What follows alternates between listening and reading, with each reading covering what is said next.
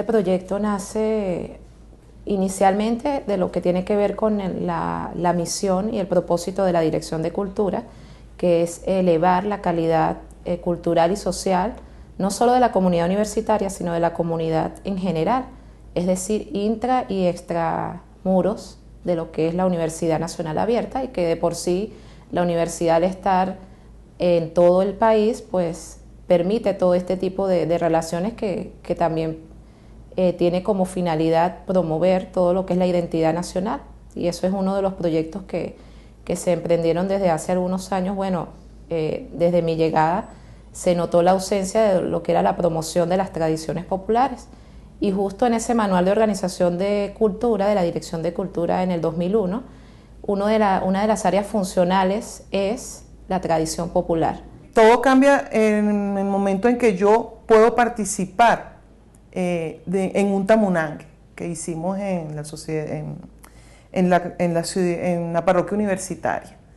Uy, ahí de repente empezó a llegar gente y todo se fue generando de manera tan bella, y era una fiesta, ya al final era una fiesta, había muchísima gente y yo estaba participando allí, estaba cantando, estaba tocando, y el estar dentro del tamunangue y poder ser lo que yo soy, pero dentro del tamunangue, esa apertura que se me dio ahí, me hizo sentir que, bueno, que había como una manera de caminar con esa gente y hacer música sabrosa, que además me gusta, siempre me ha gustado mucho la música de Lara. Y bueno, es allí como cuando comenzamos a ver todo este proyecto. Y bueno, y a mí se me ocurre pues que yo quería que, así como yo había sentido toda esa buena vibra y todo, yo quería que las demás personas también formaran parte de eso. Y es entonces cuando comenzamos a trabajar en la Universidad Nacional Abierta con la posibilidad de acercar a la comunidad al tamunangue. Entonces la Sociedad Tamunanguera de Caracas, a través del profesor José Pérez y otros profesores como el profesor Eduardo Maña y todas las personas que conforman la Sociedad Tamunanguera de Caracas, van a la universidad y empezamos a hablar, conversar qué cosas podemos hacer para podernos nutrir ambos, pues. Y entonces, bueno, empezaron a surgir ideas de hacer conversatorios, charlas, videoforos, talleres, y todo eso es lo que estamos haciendo. Y resulta que ha tenido gran aceptación, no solamente en la comunidad universitaria, sino en toda la comunidad que vecina, los amigos de las personas de la universidad, familiares, y resulta que ahora, bueno, tenemos a toda esa gente allí pendiente, haciendo talleres, poco a poco se han ido incorporando, pero han surgido encuentros maravillosos, pues. ¿Qué es el tamunangue? Bueno, el tamunangue es muchas cosas. Depende quién lo celebre, quién lo practique, ¿no? En mi comunidad, celebrar el tamunangue era celebrar una fiesta de encuentro comunitario. Yo recuerdo desde pequeño todo el movimiento que implicaba organizar un tamunangue. Era prácticamente desde el inicio del año, cuando, por ejemplo, la persona encargada de cuidar el santo y la organización que representada por la Sociedad de San Antonio del lugar, destinaban tiempo para visitar los hogares, para mandarles sobrecitos con información de cómo iba a ser la programación, para pedir contribuciones, para ir en el tiempo adquiriendo todo lo que se necesitaba para organizar la festividad, ¿no? Los fuegos artificiales, los panes de San Antonio, todos los detalles que implicaban y que se iban organizando durante todo el año. Bueno, la gente, la familia en la casa empezaba a hacer sus ahorritos, porque el día de San Antonio, el día 13, era el día de hacer el estreno, ¿no? Eran dos momentos del año cuando se estrenaba. Era en el 13 de junio y el 24 de diciembre. Eran 2 días realmente de fiesta y de júbilo en la comunidad. El tamunangue, entonces, era el motivo de encuentro de la comunidad. Y yo siempre he dicho que el tamunangue nació en los estribos del río Tocuyo, entre Curarigua y el Tocuyo. y que nosotros aprendimos de los tocuyanos, porque eso es de ellos. Eso es de los tocuyanos y de los de Curarigua, eso no es nuestro. Es de un pueblo, los sones de negro son de un pueblo, y entonces, bueno, nosotros aprendimos de ellos, y como ellos nos los llevaron a Sanare, que según la historia fue uno de los primeros pueblos a donde llegaron los sones de negro, pues subieron a esas montañas con la cuestión de los conucos y esa parte, y entonces allí pues se aprendió eso, y nosotros siempre decimos, como lo aprendimos del tocuyo, así lo manifestamos, siempre conservamos la pureza como ellos nos la enseñaron. La batalla tiene un fin muy original, porque sirve para domar, porque con esa batalla nosotros nos domaron. Entonces la batalla sirve para originar, para dominar las cosas. Y el garrote pues tiene un significado de que es un espíritu también, el espíritu del garrote, es un duende que está allí dentro de los sones de negro. Entonces la batalla es un danceo. Es un danceo que hacen dos hombres, siempre en círculo, cuando es una promesa ya completa, que no es de ir rápido en una procesión y esas cuestiones. Entonces lo hacen dos hombres en un danceo en círculo, como lo hice yo en estos días allí. Entonces, pero en señal de malicia. En señal de malicia se miran entonces la gente los ve, se van a echar palo y esas cuestiones. No, hay una señal de entendimiento. Entonces cuando ya se entienden esas cuestiones, entonces el maestro llama al discípulo al altar. Entonces van, hacen la venia ante San Antonio y le piden permiso para iniciar el tamunangue. Se le pide permiso y allí se levanta uno y hace la cruz a los cuatro vientos para limpiar el espacio y las cosas. Entonces sale, ahí hay los primeros lances del juego de palo y esas cuestiones, pero muy respetuosamente, porque hay un floreo, hay un cuarteo, hay unas llamadas, hay unas miradas de entendimiento y hay una malicia. Eso lo saben hacer siempre los maestros y las cuestiones, y lo hacen dos hombres. Bueno, la bella, esa es parte de la iglesia, porque lo que es los sones de mando, como les expliqué empezando, es algo de resistencia, algo que el esclavo, el indígena, el africano no se dejaba dominar por el esclavizante español, y entonces resistían en eso. Entonces la iglesia interviene, porque ahí la comunicación con España, con la reina y las cuestiones de allá, con la religiosidad, entonces interviene la iglesia y nos mete la bella y nos mete en la batalla. La batalla se dice que se asemeja mucho, algunos investigadores, aunque yo no creo mucho en eso, dicen que se asemeja mucho a la esgrima española y esas cuestiones. No, ya aquí se utilizaba el garrote, si el garrote ha sido del principio del mundo. Entonces ni esgrima ni nada había, ya la gente cargaba su garrote. Y el garrote nació con un fin. Entonces la iglesia mete la bella y la batalla con un solo fin, porque no podían doblegarnos. Se pasaron, qué sé yo, 200, 300 años de resistencia y todavía andamos en eso y no podían doblegarnos. Entonces se nombra la bella y la batalla se incluye en ese ritual sagrado como son los sones de negro. ¿Con qué fin? Con el fin de que el español nos dominara. ¿De qué manera? Bueno, hincándonos de rodillas. Y cuando nos hincaron de rodillas ante la imagen del santo listo, están dominaditos, porque un hombre hincado de rodillas ya está dominado. Nos dominaron de esa manera, incluyéndonos la bella y la batalla dentro de los sones de negro. El primer son es el Yiyibamo, que empieza, el Yiyibamo es como un recalentamiento para ir acomodándose los instrumentos, la percusión, las voces y las cosas con el yuyibamo y empiezan, porque es un son de mando, empiezan a cantarle a la pareja y al parejo para ver cómo bailan esas cuestiones y ya ven que ellos están bien preparados para ejecutar los 7 sones. Entonces después viene la juruminga, que la juruminga es como el son emblemático de los sones de negro, es el son que encierra todo, que se improvisa, porque como antes no había nada escrito, no había nada grabado, no había nada, entonces ellos improvisaban, le cantaban, era lo que veían, a la sabia naturaleza, pues. Si un pájaro pasaba volando, bueno, al pájaro le cantaban, pues, y a todo lo que ellos veían, entonces, y lo más típico que veían generalmente y tenían en la mente era la faena del hombre y la mujer en el campo.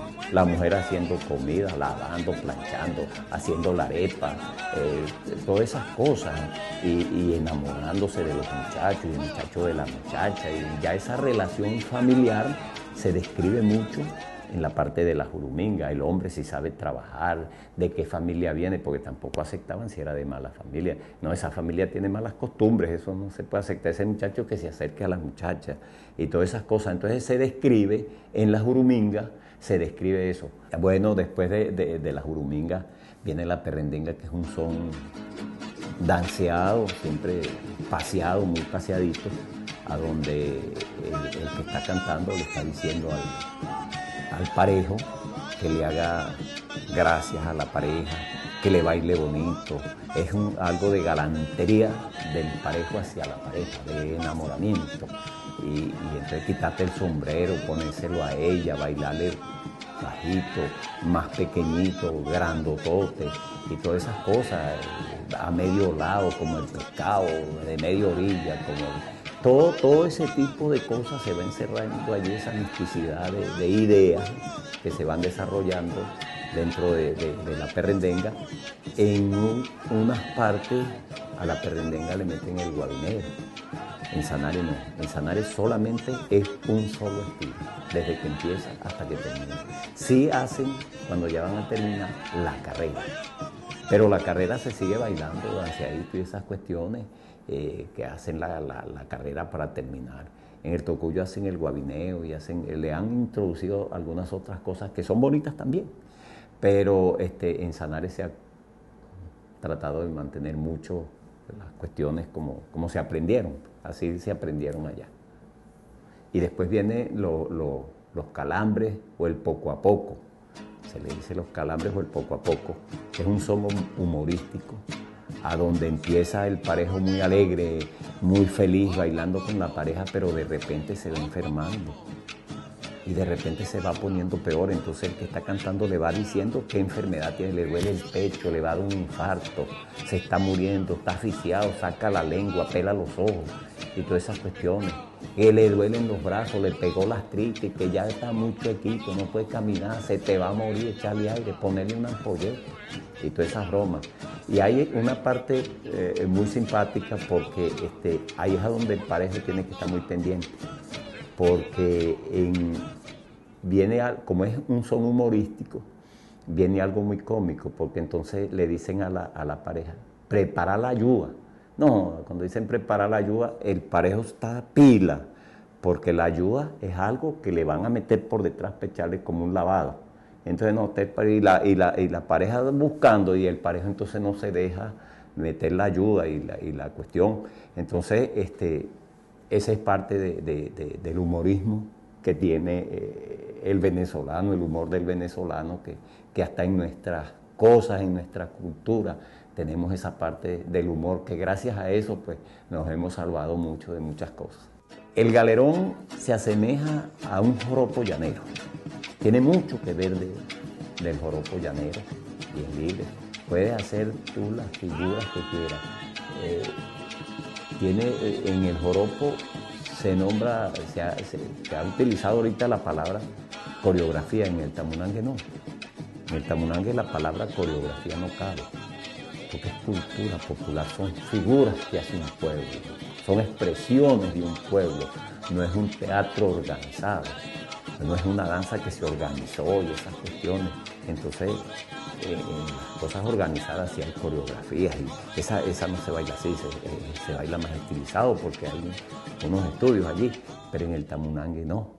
En el tamunangue la palabra, mire, hizo la figura bien, se habla de figura, no se habla de coreografía, que es lo mismo, pero tiene otro significado. Entonces, bueno, en el galerón pues se pueden hacer muchas figuras, muchos pasos más. Se pueden hacer pasos del joropo también, se europea. También hay unos maestros que bailan con los dos garrotes, que hacen unos toques de garrote, se pasan los dos garrotes por las piernas, por la cabeza, por aquí, por detrás, y bien zapateado, bien joropeado. Y después del galerón, entonces sí viene esa danza que llamamos el seis corrido o seis figureado, que tiene 32 figuras. Otros le ponen 36, pero que también hay, en algunos sectores están tratando de cambiarle el estilo y las cuestiones y de levantar las mujeres y las ponen aquí como en peso y esas cuestiones. No, siempre esa danza siempre es en el suelo, siempre con los pies en la tierra y no hay necesidad de estar levantando las mujeres. Para nosotros pierde lucimiento un poquito cuando uno levanta esas mujeres así, porque allí uno no está acostumbrado en Sanare a hacerlo de esa manera. Y el seis corrido pues se empiezan con unas figuras muy diferentes, se hacen unos puentes, se hacen un manoteo, un juego de manos, y se hacen muchas cosas y al final pues se hace el puente, se hacen varias figuras, se hace la cadena, que la cadena son todas las parejas agarrados y allí no se suelta y se dan muchas vueltas y se meten por debajo, por encima, se sale y todas esas cuestiones sin soltarse de la mano. Porque si se enreda, bueno, sabrán desenredarse, pero no se sueltan de la mano, porque si se sueltan de la mano, se echa a perder el seis corrido. Hay que tener mucho cuidado en eso, porque hay unos misterios también que se encierran allí en las cosas que la gente no le para eso, ni cuenta se da, pero sí tiene unos misterios, porque el que está cantando está diciendo que no se suelten, hagan la caderneta, háganla bien, que no se les vaya a soltar, la saben hacer, preguntan primero si la saben hacer, los que están bailando se sienten con la idea de que sí la saben hacer y dicen que sí, pues entonces la hacen, pero con mucho cuidado y a no soltarse y a que no se reviente, para que el que está cantando pues se sienta más libre cantando, que no se le enrede a él tampoco las cuestiones de su canturía.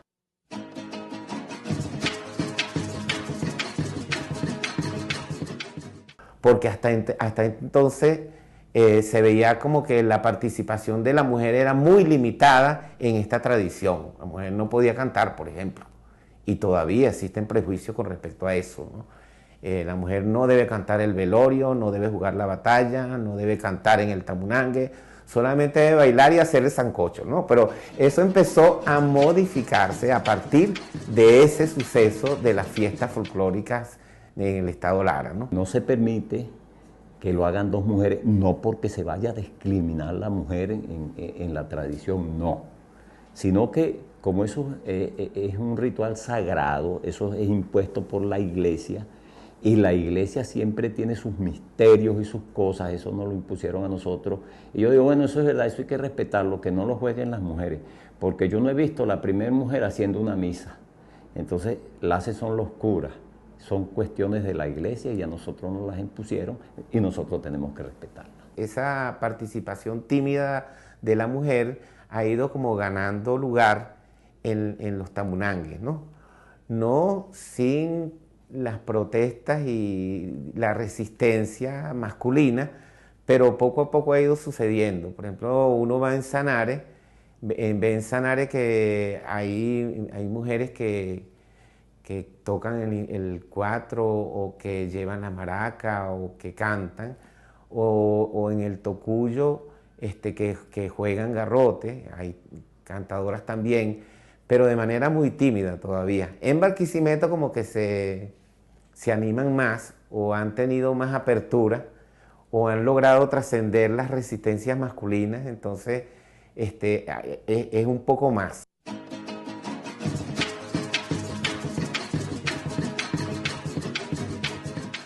hay dos maneras, a mi manera de entenderlo, de hacer el tamunangue. Incluso podemos ver muchas otras formas, ¿no? Porque digamos que cada contexto cultural le da un sentido distinto a las expresiones culturales, ¿no? Por ejemplo, en mi comunidad era un compromiso de fe de toda la gente que vivía en la comunidad. Y esperábamos el tamunangue no como el espectáculo que iba a pasar ese día, sino como el acto de fe. Eso comenzaba como una misa, había una procesión, luego había el desarrollo de la música y el baile, en la que cada quien iba hasta el altar, se persignaba y luego bailaba. En la vella, por ejemplo, que es el son principal para el pago de promesa de muchos, bueno, se veía como señores que en el año a ninguna fiesta asistían, pero a esa sí, para pagar su promesa bailando, ¿no? Esa es una manera de entenderlo, ¿no? Así como entender que el santo, por ejemplo, para ese entonces, los niños de la época no podíamos pasar corriendo delante de la imagen, ¿no? Ni podíamos jugar, o cuando se detenía, que terminábamos algún son, y los cantadores querían seguir cantando, pero otras cosas, golpes y echar broma entre ellos, tenían que retirarse del lugar donde se hacía el tamunangue para poderlo hacer. Entonces ahí había un acto de creer, un momento de fe distinto a el tamunangue que se hace sobre una tarima, ¿no? Al tamunangue que se hace como espectáculo en un escenario, ¿no? Que tiene su importancia también, ¿no? Es, digamos, una práctica que permite dar a conocer a otros lugares y a otra gente una tradición. Y bueno, en esta época, cuando hablamos mucho de la identidad cultural, de las tradiciones y de todo lo que identifica a nuestra cultura, está bien, ¿no? Pero es diferente, porque entonces las motivaciones y el sentido que se le da a una tradición tamunanguera sobre una tarima es diferente. Y hay la misa que se hace en la iglesia el día de San Antonio, se reparte el pan de San Antonio, que el pan de San Antonio, pues muchos le damos, decimos que sirve para reliquia, que hay un niño o alguien que se está muriendo, y como hay la idea pues de que alguien se está acabando, llevarle el cura para que lo confiese y poner los óleos y la cuestión. Pero en la montaña antes, como no habían curas ni nada de eso, entonces había el pedacito de pan. Entonces cuando una persona ya estaba en su agonía, mojaban, así fuera con agua, el pedacito de pan de San Antonio y se lo ponían en la boca y le rezaban una oración. Eso era como ponerle los santos óleos. ¿Por qué dar ese pan de San Antonio? ¿Por qué esa idea? Es que San Antonio, él era portugués, entonces él era el patrón San Antonio. Nosotros lo tenemos como nuestro santo patrón, pero él era patrón de los panaderos, porque él era panadero. Entonces, y fue doctor de la iglesia. ¿Cómo sería el poder que tenía San Antonio, que cuando murió, él se llamaba Fernando Bullones, y cuando él murió,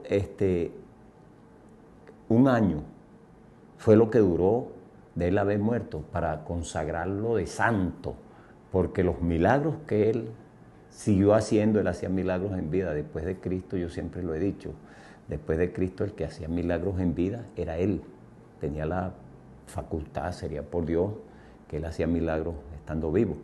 Y cuando murió siguió haciendo milagros y se comprobaban que eran los milagros que él hacía allí a donde él estaba, en Italia. Y entonces al año, un mes antes de cumplir el año, fue nombrado santo. 11 meses de muerto y ya lo nombraron santo.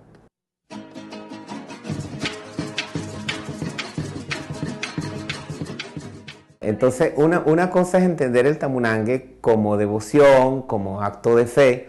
Otra cosa es entenderlo como espectáculo, como elemento de una gran producción del entretenimiento, ¿no? Entonces ahí el interés se desvía de la imagen del santo, de los respetos que se le tiene que mostrar al santo, ¿no? O tal vez sí se le hacen, pero entonces el centro de interés es el público, el centro de interés es el escenario, el centro de interés es el vestuario, la vestimenta, el centro de interés son todas estas reglas y condiciones que tiene un escenario para presentar un espectáculo, ¿no? Un son que, por ejemplo, como acto devocional puede durar hasta 15, 20 o más minutos. Entonces, en una tarima, en un escenario, tiene que tener un tiempo determinado, porque entonces se aburre el público. El interés está más centrado en esas cosas que van a causar un efecto emocional en la gente que está viendo la tradición. Entonces, otra cosa, ¿no? Eso no hay problema. Creo que le agrega elementos positivos para la difusión, para el acto de dar a conocer la tradición. Yo creo que el problema está en cuando confundimos una cosa con la otra. O sea, cuando trasladamos sobre todo lo que son las exigencias del espectáculo a un acto de fe, que sucede muy frecuentemente en la actualidad, ¿no? Entonces, muchos entienden que para cumplir un tamunangue devocional tienen que tener una vestimenta específica, cuestión que nunca existió, yo no la conocí nunca, ¿no? Esto existió posterior a esos momentos que en el caso del Estado Lara, yo los ubico fácilmente en dos momentos específicos. Uno, que fue la fiesta de la tradición en 1948, cuando el presidente Rómulo Gallego fue en su acto de ascenso al poder, y el señor Juan Liscano organizó un gran evento que se llamó la Fiesta de la Tradición, y para esa fiesta llevó sanpedreños de Guatire, diablos danzantes de Yare, tamunangueros, ¿cómo se llama? Los chimbangles del estado Zulia, etcétera, ¿no? En ese momento entendieron que para presentar todas esas tradiciones en el nuevo circo había que hacerlo más atractivo, porque si hacen un tamunangue con el tiempo de duración, con la vestimenta y con la manera de entender el tamunangue, pues no iba a ser muy bien entendido por el público, ¿no?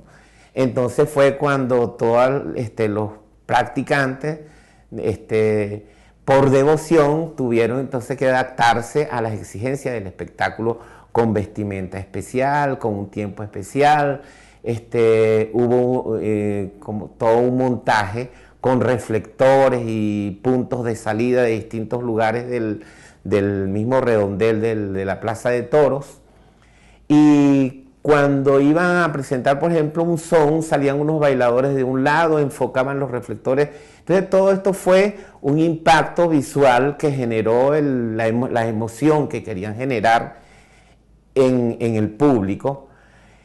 Pero al final de todo esto quedó en la mentalidad de quienes estuvieron allí una comprensión del tamunangue totalmente distinto. Entonces de ahí es donde viene, bueno, que el tamunangue tiene que tener una vestimenta, por ejemplo, ¿no?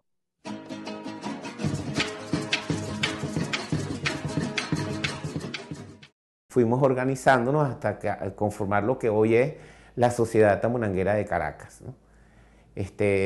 Una sociedad tamunanguera, inspirado el nombre en la Sociedad de San Antonio que conocí, que se encargó en primer lugar de organizar el calendario de celebraciones, pero que poco a poco hemos ido asumiendo otras actividades. En este momento damos talleres donde es posible hacerlo, donde están interesados en conocer la tradición, hacemos talleres para ir también incorporando más gente a nuestro movimiento. En esta experiencia podemos decir que el tamunangue migró del estado Lara para Caracas también, y no es el único lugar. Podemos encontrar tamunangues en Yaracuy, en San Felipe, por ejemplo, en Yaritagua, que es una población que está muy cercana a Barquisimeto. Se puede conseguir tamunangues en Carache, estado Trujillo, que es una población cercana al estado Lara. Hay tamunangueros también en Portuguesa. Recientemente me dijeron no sé si fue en Guacara, una población, en fin, en diferentes lugares donde ha sido posible que o larenses o gente que se han interesado por la tradición hayan ido asumiéndolo, y lo han ido asumiendo no como el trabajo de escena, ¿no? Sino como un acto de fe.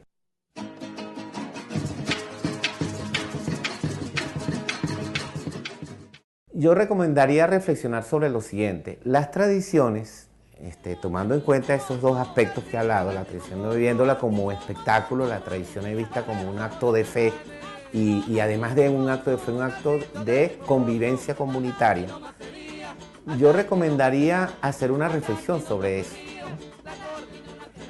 Sobre todo para los practicantes, bien del espectáculo, bien de la devoción. Hay incluso grupos que hacen las dos cosas a la vez.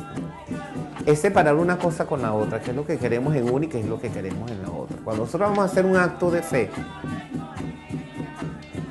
y cuando lo hacíamos en ese momento, lo hacíamos para que el santo nos viera, para que el santo entendiera que estábamos cumpliendo con él. Y esto viene, creo yo, que del concepto que se maneja y que se manejó en el pasado de lo que es cultura.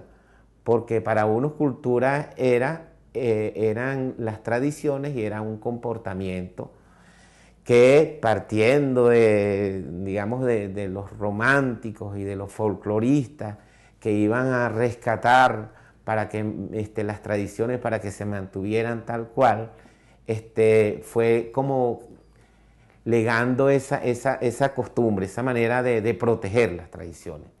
Pero si nosotros entendemos que las tradiciones es cultura y entendemos la cultura no como la repetición de una conducta, sino como símbolos y como significados de la vida social, lo vamos a ver de manera distinta, ¿no?